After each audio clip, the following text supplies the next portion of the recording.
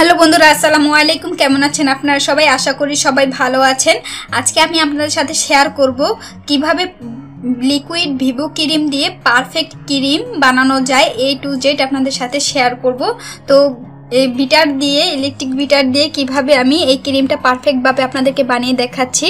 তো দেখুন, এই ক্রিমটা পড়ে না, তো ক্রিমটা পারফেক্ট হয়েছে, এইভাবে আপনাদেরকে শেয়ার করব। তো চলুন দেখে নিই। তো আমি এখানে 1.5 কাপ পরিমাণের ক্রিম নিয়ে নিয়েছি। এটা ফ্রিজে থাকার কারণে একটু চাকা চাকা হয়ে রয়েছে, এটা কোনো ব্যাপার না। এখন এটাকে আমি বিট করে নেব।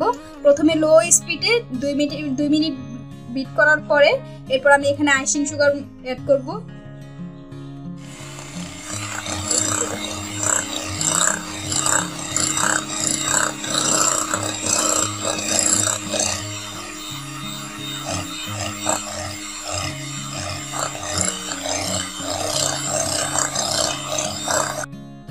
দেখুন 2 মিনিট বিট করার পরে ক্রিমটা এই পর্যায়ে আসছে।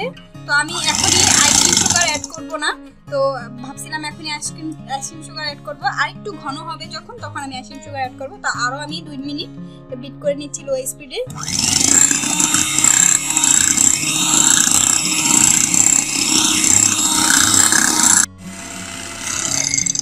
তো দেখুন এই পর্যায়ে যখন আসবে, এখন আমি মনে করেন মেজারমেন্ট চামচের 2 চামচ পরিমাণের আইসিং সুগার অ্যাড করব।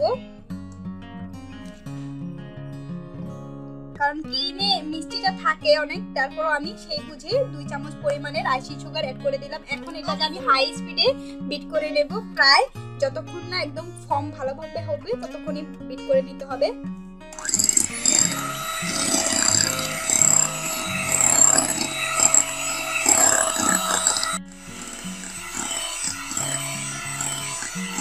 দেখুন ফর্মটা অনেকটা হয়ে আসছে।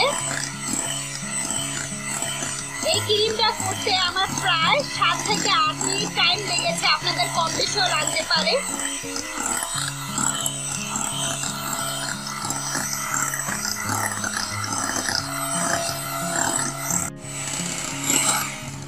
তো দেখুন ক্রিমটা অনেকটাই হয়ে এসেছে, কিন্তু এতেই হবে না, আরো হতে হবে। তো এই পর্যায়ে আমি একটা স্প্যাচুলার সাহায্যে সাইডের গুলো মাঝখানে এনে আবার ভালোভাবে বিট করে নেব। তো দেখুন সবগুলো আমি মাঝখানে এনে আমি আবার বিট করে নিচ্ছি। এটা আগে আমি আবার বিট করে নিচ্ছি।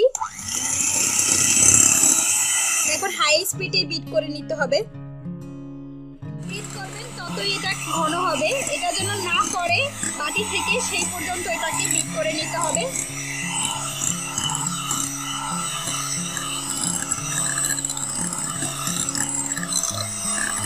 তো দেখুন ক্রিমটা কত সুন্দর হয়ে গেছে। দেখুন বিটারের থেকে এই ক্রিমটা হাজার ঝাঁকড়ি দিলেও পড়ে না। তারপর আমি আপনাদেরকে একটু দেখাচ্ছি কাছ থেকে। এই দেখুন বাটির এগুলো, এরপরও দেখুন এই ক্রিমটা হাজার করলেও পড়ে না। তো বুঝবেন এরকম যদি হয় তাহলে বুঝবেন ক্রিমটা একদম পারফেক্ট হয়ে গেছে। তো ক্রিমটা আমাদের হয়ে গেছে।